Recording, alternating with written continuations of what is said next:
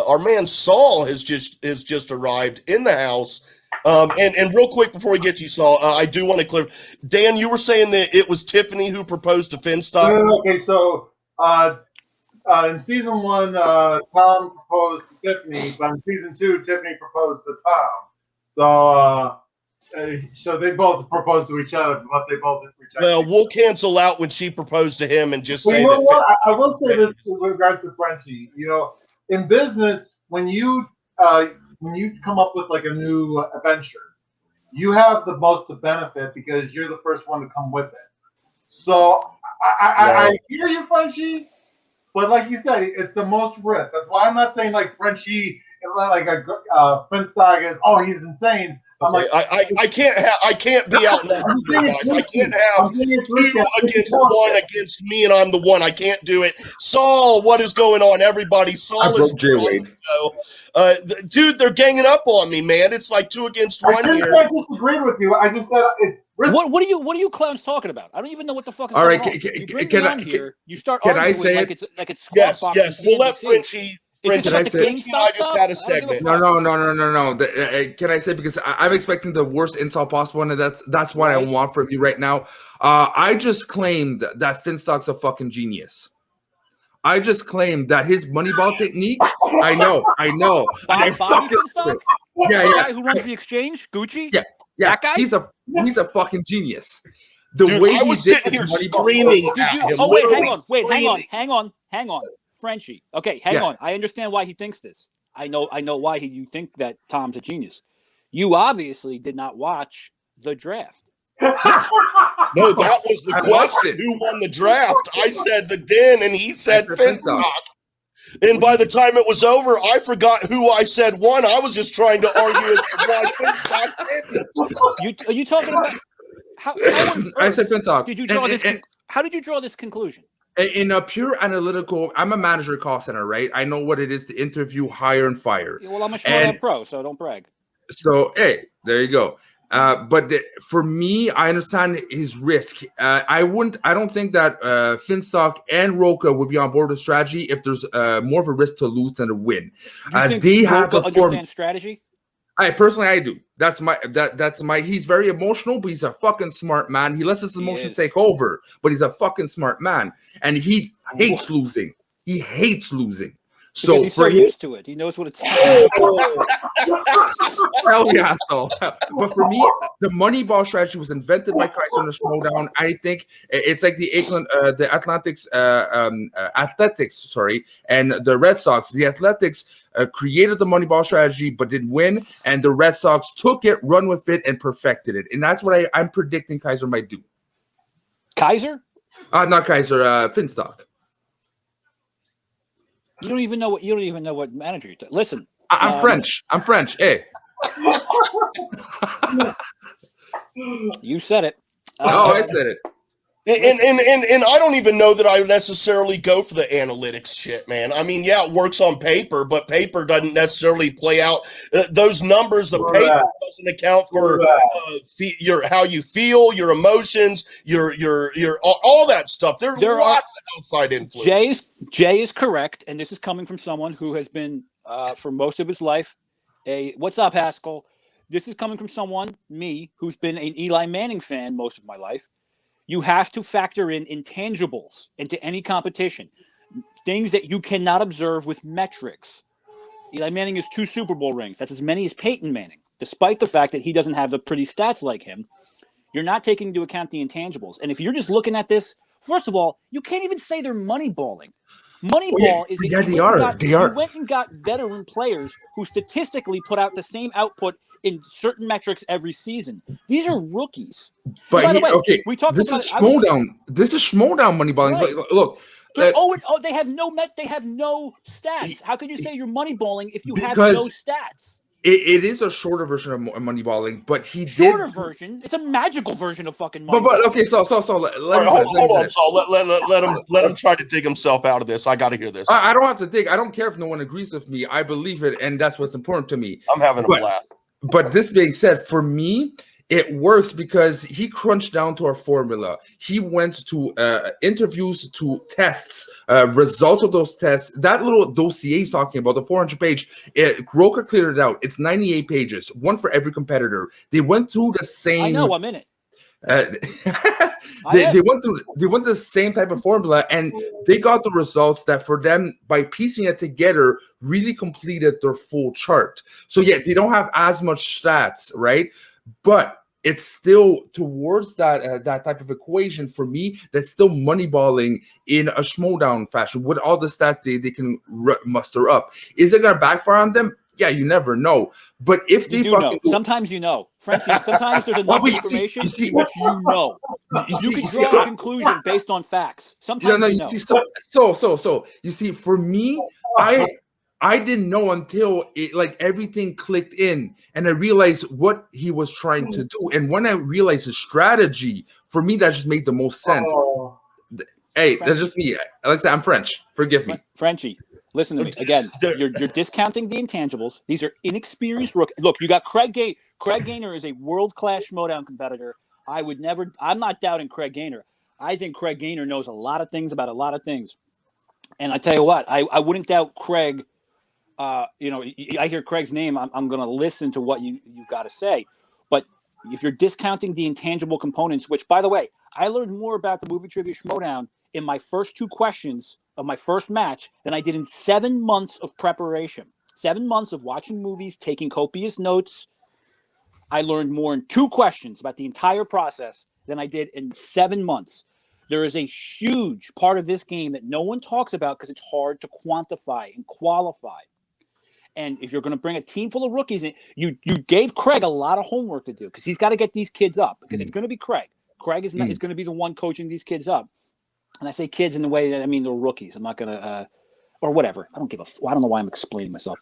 Frenchie's Corner 2.0. But Frenchie, when I had to meet one of these kids at the table and they show me, hey, I excel at this statistic, and I'm very good. And I go, I'm going to be barking at you on Twitter for a couple of weeks. You're that guy that pushed around the nerves and put them in trash cans, right? I'm going to have shows like this where I come on and I embarrass people. And then at the table, I'm going to be a foot away from you barking in your head. Good luck pulling your Oscar trivia when I'm doing that. There's an intangible component to this game. There's a performance element that's not just curse. It's not just performance for performance's sake. Being a performer can also make you a better player. And no one talks about this. But if you can have the confidence of being a stronger, like I'm not going to go down that road, but if you cannot, you're not going to moneyball your way to a title. This plan, I think, has some flaws. And I'm not, by the way, because someone might bring it up, I'm not looking at the chat. Craig and I were on Let's Get Ready to talk Schmoedown last night, and I was in prolonged negotiations to join the Finstock Exchange this offseason. So This is nothing, but this has nothing to do with that. My home was always with the Den. So nice. All right, we'll leave that behind. Like, I completely understand and respect. Like, Jay Wade, I'll say it for once. I sort of agree with what you're saying, and I know it's completely nonsensical what I'm saying, but I can't ignore it. You know, there's this voice behind my back, and no, I do take my medication, so don't say anything. There's this voice behind my mind, just keep saying, it might work, and I can't shake it off. So because of that, that's why I'm doing my position, because I don't want to take that position. I don't want to say what I'm saying right now, but I can't ignore that feeling, so I have to say it, man. So that being said, I think we have some questions for you, Mr. Saul. What's the first question, Jay Wade? Yeah, I have an actual question for you, Saul, like a legit question. Oh, wow, as opposed to all the other ones who ask me. Well, you know me. Normally, I ask kind of like bullshit questions that are half serious and half just joking around. But were you nice to my? You and I have talked, and you've talked about Star Wars for a long time. Have you? I don't know if it would be this season, but are you going to jump into Star Wars division either this season or next season for sure? Is that something that you've definitely locked in? Because I know you're interested in it. No. Our team, the Den, is one of maybe the strongest Star Wars team in the movie trivia Schmoedown. My services are not required. I would love to compete in Star. I get to hang out with Thomas Harper and Lacey now. We get to be We get to sit in the same homeroom every morning, and I am so excited to be able to talk about Star Wars. And Goddard's a big Star Wars head, I know too. He's got an interest in it. So the fact that I get to be around this, I feel like I get this. I don't feel the need to have to come out and do that this year. Next year, upon the expansion with Clone Wars being added and Mandalorian and Rebels, I might get the itch because that's exciting to me because I'm a big Clone Wars head. But I will be a multi-division player this year. Star Wars will not be the the additional division. I think Lacey and Thomas Harper got. Were you nice to Thomas, my new friend, by the way? He's been on your list. You were nice to him. I was fucking hungover. And we had him 2 times at a show on Schmoedown North, and I met him 2 times. So I'm starting to really like the guy, man. I heard about that Schmoedown North show. I hear that's a dangerous place to go. You don't want to go north. You might lose title shots, I heard. Real quick, I got to follow up here, Saul. What other division are you going to play in? Can you tell us right now? Yeah, it's going to be the MGM musical division. It's going to be great. It's only MGM musicals from the 30s to the 60s. I am an expert in that, obviously, and I imagine that I will have that title belt immediately. No, well, listen, this we can unpack something else. By the way, stop looking at your watch. I'm gonna go over my time. But part of the operation to get me back home to the den was I had to not only not tell anybody about my interest in playing in teams this year, but also I felt bad and I apologized to him last night, but I literally lied to Craig's face or the screen. So I will hopefully. Well, again, the den is fucking stacked right now. This is a serious team. And I mean, we have 2 A teams. We have 2 teams that could tomorrow take the gold. We have 2 A teams. Look, nothing's official yet. I don't know that Duraldi and Mark Riley will be a team, but if they were, they're in title contention the moment that gets officiated. Preston and Ben, that's going to be a title contention team right there. Absolutely. So are you saying that is definitely a team? I'm almost, from what I understand from the rumors, I don't know. I'm not confirming shit. So what do you do with Silvestrini though? Like, so Silvestrini is going to be separate from Ben. Rachel Silvestrini's home, and Rachel Silvestrini's back on the den where she belongs, and she's going to be doing the best work of her career this year. The plans that are in place for Rachel are super special. I'm almost more excited for you guys to see what Rachel does this year than I am for for myself. There's big plans for Rachel, her team's future. I think you're going to see her in teams this year. Definitely. I don't know where or who. Literally, guys. The team, the cement is not even dry yet on the team. You can still write your initials in it. So, Rachel, I think has a future. Definitely has a future in this league, and I think it's also that her path runs through teams as well. I don't know who or when or where with that, but again, the den is super stacked. I've always had an interest. I've told you, Jay, before. I was initially coming in as a singles player, and then when I realized how I moneyballed the Schmoedown was to stop looking at the Schmoedown like it's a match, stop looking at it that it's even a season. I have a 3 to 4 year plan for my Schmoedown career. I am playing the long game, and if I didn't have faith that I'm going to be here next year and the year after and the year after that, contributing to the Schmoedown in a very positive way and giving everything I got as a performer and a player, then it would have driven me nuts this year. I had a red shirt season. I had 1 match.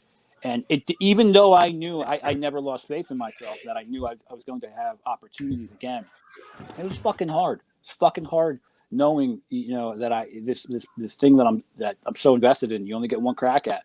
But it's also inspired me. Again, it's like I'm working with the wheel of woe from Conan the Barbarian, man. I am just going to keep walking no matter what happens. You don't stop. You're unstoppable. I mean, it's literally that simple. And I don't know what I was saying. Yeah, so I was looking at teams. But do you know what? Again, the den is okay at teams. So I can fully invest myself back into Inner Geekdom. There's a lot of expectations of me, and I love those expectations. I want those expectations on me for the Inner Geekdom. And right now, that's where I'm focused on. But I can see later in the season, I think there's going to be more opportunities. I think the team's division it's going to flourish later this season. I'm just guessing. I don't have any insider information or anything. Now, and I think when that happens, I'll be there. Now, I'm sorry, Frenchie. Real quick, this has to do with teams, and I just want a reaction out of you, Saul. Like your thought on this. I'm kind of fond on a Yodi and a Ben Goddard team, going by the name Boy of Steel. What do you think of that? I don't appreciate you calling my faction mate and friend Ben Goddard a boy. I said it was too soon, man. He's Frenchie said it's too soon, but I'm like, dude, it's been over a year. Come on. Too soon means never. Too soon means never. Just polite, Jay Wade. Exactly, Jay. Do you know what? It's been a year. It's time to retire the bit. Leave him alone. He's a more than respectable. Well, that bit just came about because Yodi and Ben are on the same team, so that just that's a fresh. It wasn't high concept. We got the fucking joke. Anyway, knock it off with this Goddard bit. All right. Let these guys got some questions. Show the man some respect, for Christ's sakes. Yeah, you see, I might be a moron for doing for going for Finstock, but at least I respect your boy Goddard enough to defend him, man. Thank you. That your being contributions said, will be noted. Thank you, sir. And don't take this the wrong way. I support Den 100%. I can't wait these guys see what you see. It's just something clicked in my brain, right? That being said, there's a lot of people, or some people, I should say, that are calling you the Conor McGregor of Schmoedown. What do you say to that? I have much longer hair. That is a fact. I mean, like, you cannot dispute that, dude. That is a fact. Not for long, though. I don't think. I don't know. I'm thinking. Oh no! Don't cut it off, bro. You're Samson, man. You're Samson. This man with short hair, dude. You could, no bullshit. You could be a model, Saul. I'm serious. Without the beard, I'm gonna cut my hair and send it back to you. A model. I'm not lying. Like, I'm not going to go there, but I know that this man could be a model because of some feelings it brought up in me when I saw a picture of him with short hair and no beard. Jason alternate. Yeah, that's why are we talking about this? First, we're talking up the photos. That's the answer to my question. That's why you said long hair. Listen, the chairman Christian Harloff has been very. Are you fucking kidding me, Frenchie? Who is it? Answer it. Who is it? It's my assistant manager. I'm the director of cost center. If they usually call it, everything's going haywire, but I'm paying him enough to take care of it, so I'm not answering the phone. I wanted to talk to him. I wanted to say he has no knowledge of Schmoedown. He'd be like, "What the fuck are you doing?" I am a brand ambassador. I could reach out and convince him and all his friends to start watching. We missed an opportunity there, French. And look, my dad's from Winnipeg, so I'm half Canuck. And I didn't know that. Yeah, okay. Well, in that case, you're not from Quebec, so you don't count. See, do you know what? He's told me my whole life that you guys are like that. My whole life I've had to hear about it. I'm well versed in the dynamic of the Eastern and Western Canadians. Dans ce cas-là, tu devrais comprendre ce que je suis en train de dire, mon esti tabarnak de calice. Boo! Boo! Actually, do you know what's funny? Is Quebec, it's like, people like, I'm like 4 or 5 hours from Quebec. It's like right fucking there. I'm actually, in all seriousness, I'm dying to go there. But it's like literally, it's one road, Route 84. I could take it. I could literally just shoot right up. But but the Conor McGregor. Yeah. Listen, the Christian Harloff has expressed a lot of faith in me, and he's and that to me, whenever he does that, I'm always really flattered by that. In all seriousness, the fact that he sees a place for me in the Schmoedown of that level, that gets me up a little earlier in the morning. That gets another note card on the wall. That gets me highly motivated. I'm super flattered by that. I'm a big fan of Conor. I think Christian, what he sees is a correlation between the brashness and the confidence, but also Conor McGregor isn't great because he has nice suits. Conor McGregor isn't great because he literally, his press conferences are must-see television. Conor McGregor is great because of all those things, and then he gets in the cage, until recently, he gets in the cage and he lays motherfuckers out. And that's the part that I am hyper-focused on right now, even to the expense of, look, I could do these shows all the time. Doing a show like this, cutting promos on Twitter, talking shit, something that comes hyper easy to me. But I've actually held back in an attempt to maybe show that I'm here for the right reasons. I'm not here just to look. If I wanted to be a character, if I just wanted to be a humorous Schmoedown, that path was available to me.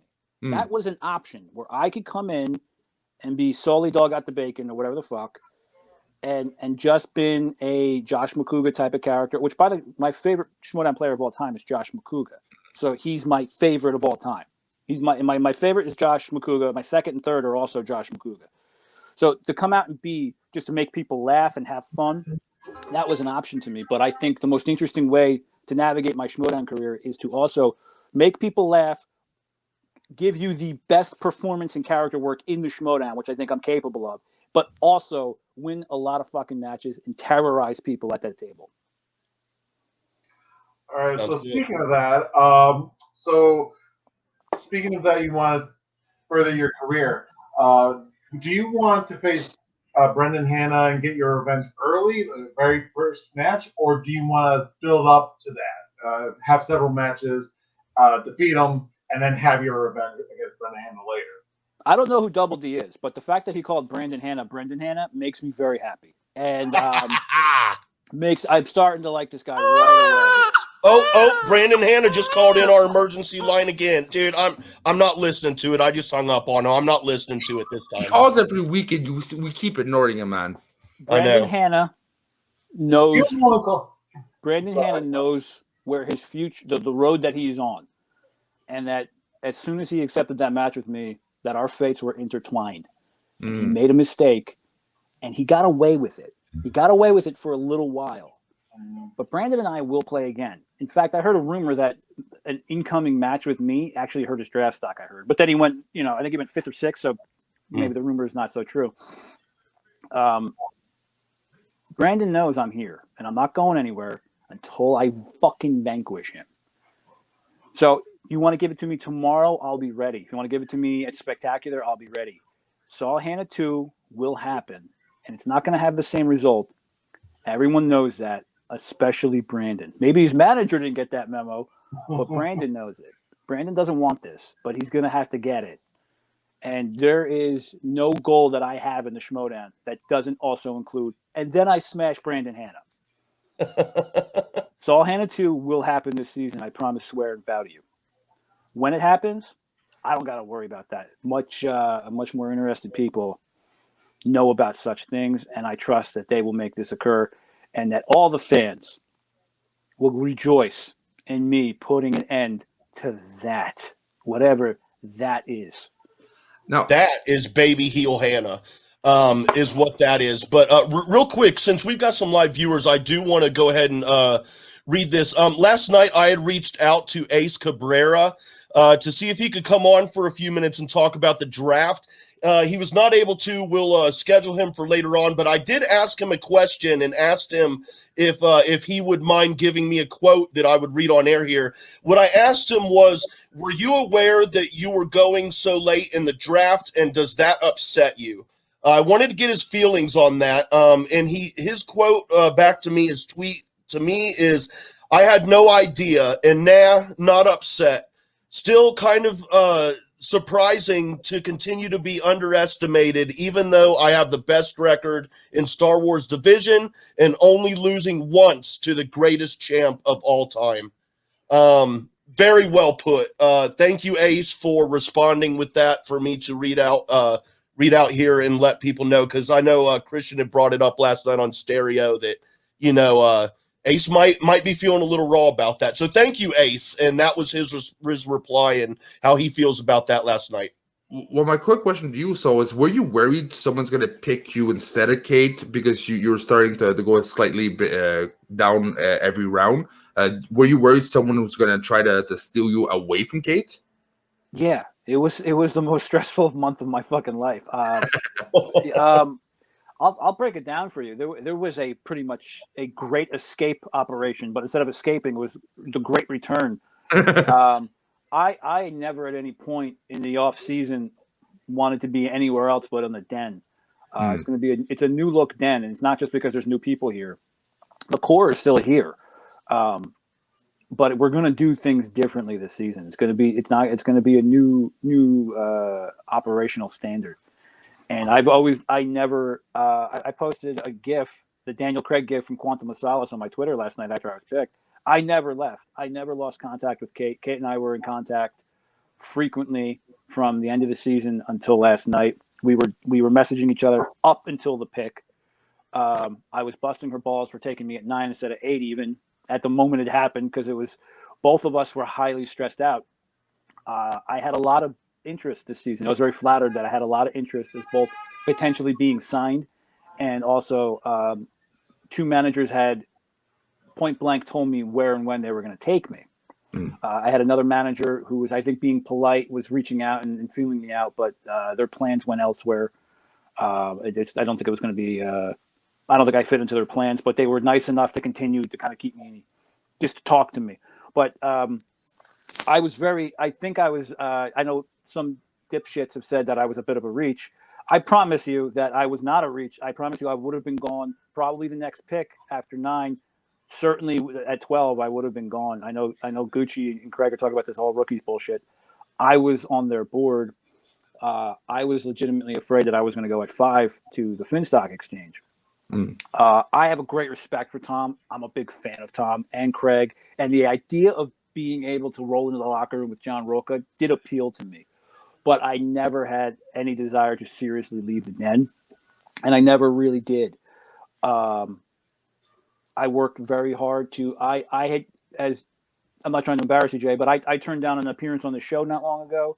I turned down all appearances after I did some. I was just goofing around. I did something called Saul Week in December, but that was it. I shut down any sort of appearances.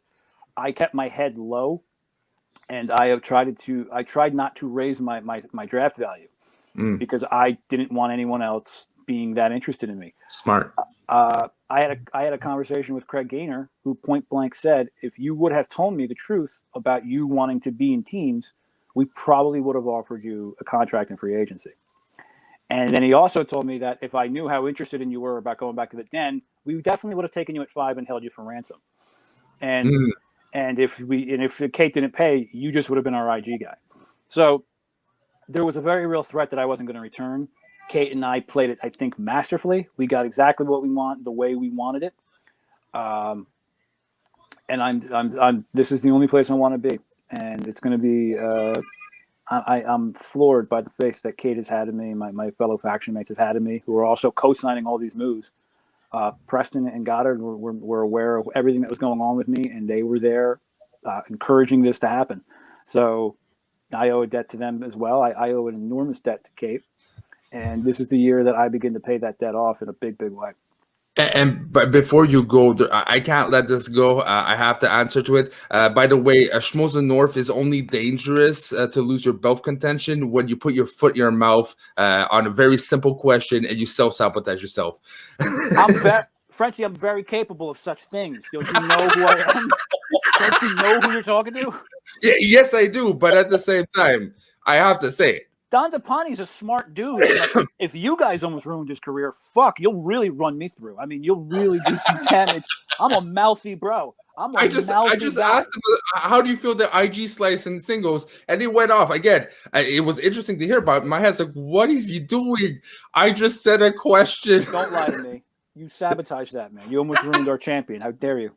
No, he knows I love the kid. I root for him every time he's on. I root for him because I love his heel tendencies. I'll always be a supporter of this guy. And yeah, it was for the fun of it. Everyone he learned it from you guys. He learned how to be heel from you. Oh, okay.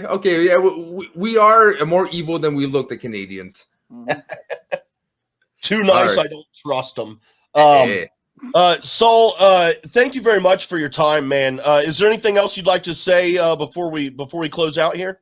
Shameless plug, because I know you're going to do some smart assery before I can plug myself. I am Schmoedown Saul on Stereo. I'm going to be doing a lot of work with Stereo in the next couple of months. It's going to be a lot of fun.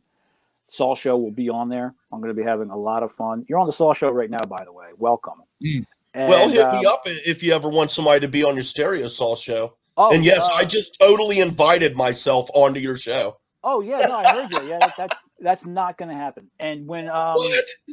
Not at all. Never happening. In fact, if I could somehow get a dummy account that doesn't do anything and it's just me on there, that would be ideal. I'm trying to get that going, so it's just solo Saul.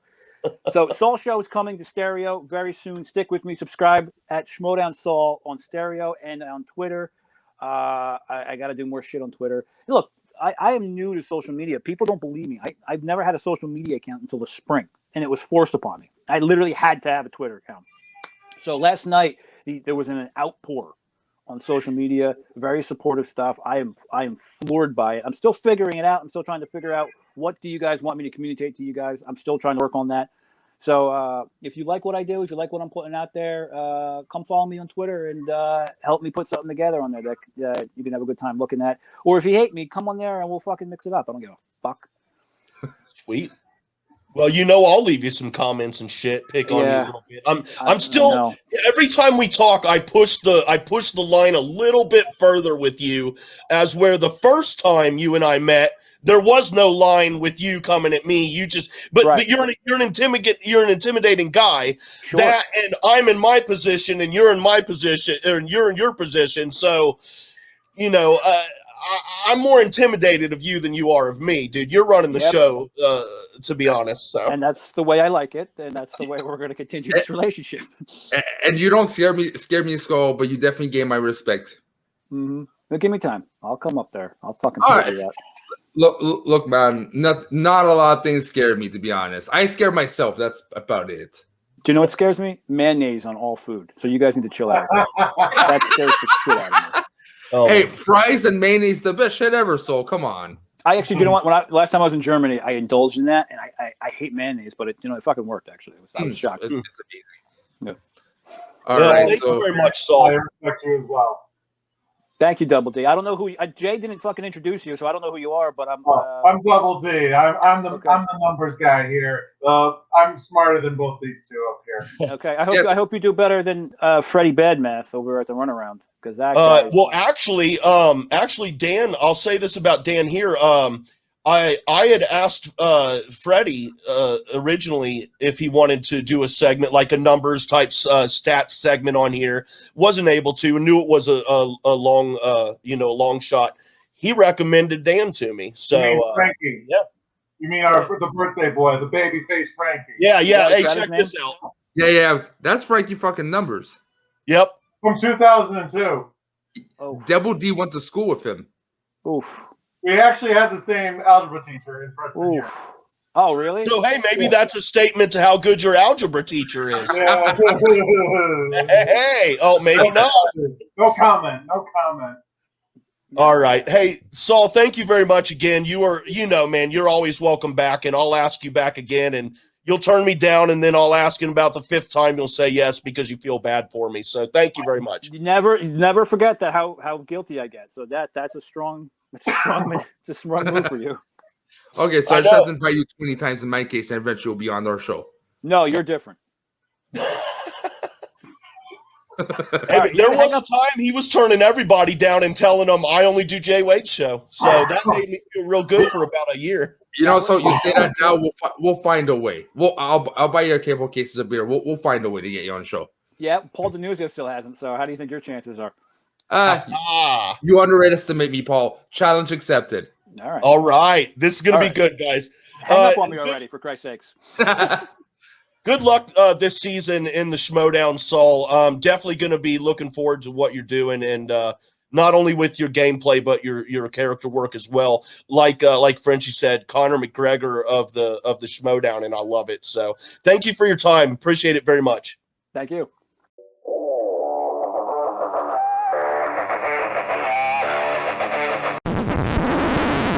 You want to hear something funny? The mic wasn't on that whole time. No way. Yeah, for real. Oh, wow. So smooth.